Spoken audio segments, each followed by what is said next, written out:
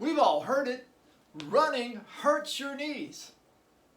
Question is that really true? Today I'm going to talk about a study that came out of the University College of London and a recent article about just that point. And in that study, just might surprise you.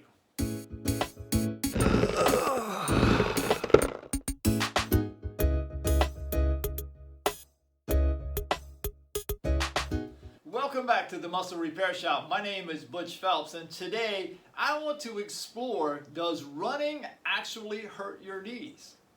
On October 19th, 2022, writer Gretchen Reynolds did a piece on does running really wreck your knees?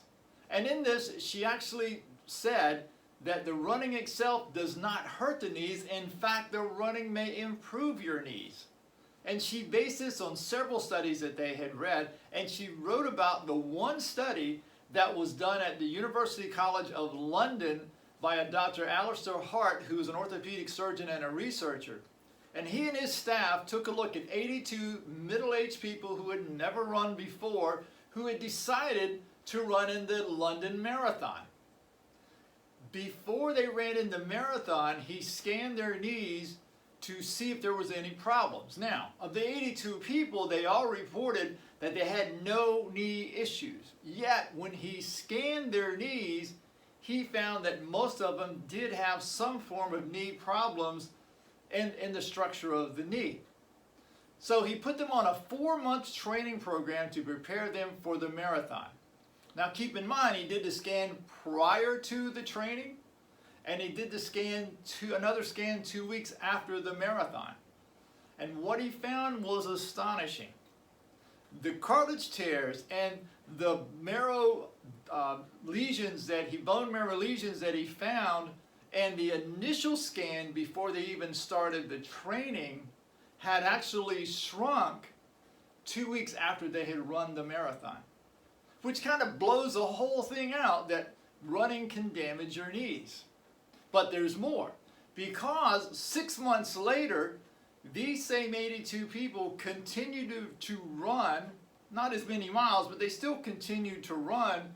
And in 6 months later, he then re-scanned their knees again and had found that their knees had actually improved and that their body had actually started to adapt to the impact of the running by thickening the cartilage in their knee and strengthening the muscles around their knee.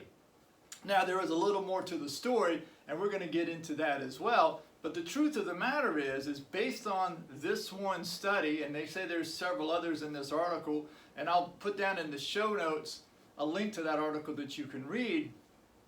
There's actually signs that says that as we put strain and stress on our body will adapt to survive that. And that may be what they're seeing there.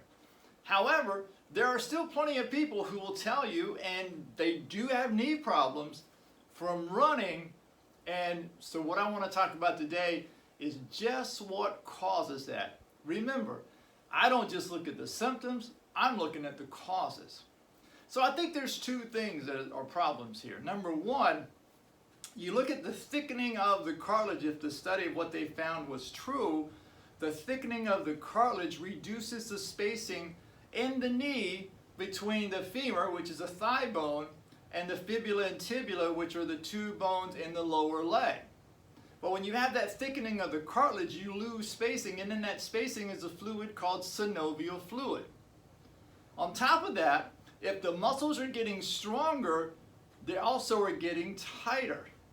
Now, the one thing to remember, in the knee, all the muscles below the knee are attaching above it, and all the muscles above the knee are attaching below the knee.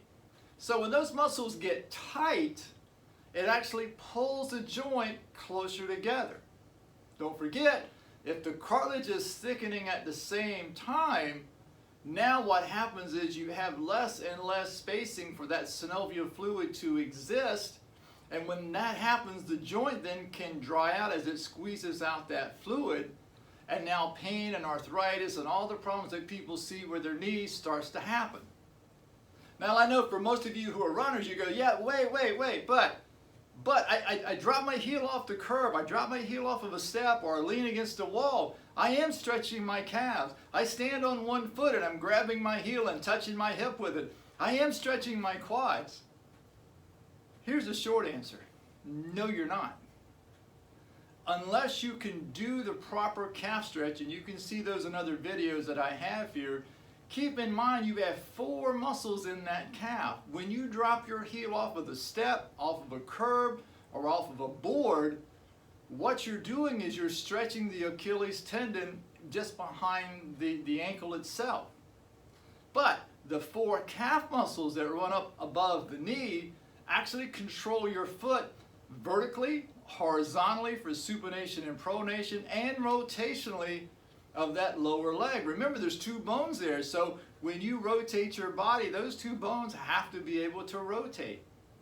When you do a quad stretch standing on one foot, as you're standing on one foot and balancing, you're tightening all the muscles in the lower leg that the foot is on the ground, and as you pull your heel up towards your hip, you've got to slightly lean forward with the upper body so that you don't lose your balance.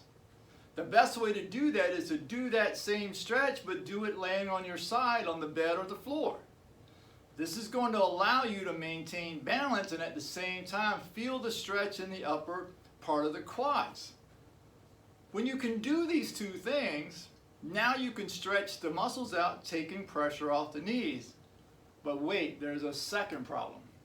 The second problem comes from the foot. Now, most people, when they want to get into running, they're advised to wear running shoes. And if you look at most running shoes these days, they have heel supports and arch supports, and they have a thicker cushioned sole for lessening the impact to the ground. The problem that you have is that the arch supports, although they will help with arch pain on a temporary basis, can cause the muscle of the arch, the plantar fascia, to actually atrophy. The heel supports, which can temporarily take the pain of the heel pain away, will force you to walk more in a heel to toe fashion, because since the heel is cushioned, you will hit heel first every time, which increases the impact of not only the heel, but through the whole skeletal system of your body. And lastly, the thick cushioned soles will actually block the messaging of 272 nerve endings on the bottom of your feet that goes to the brain to explain to you that there is changes in the gradation of the ground underneath your feet.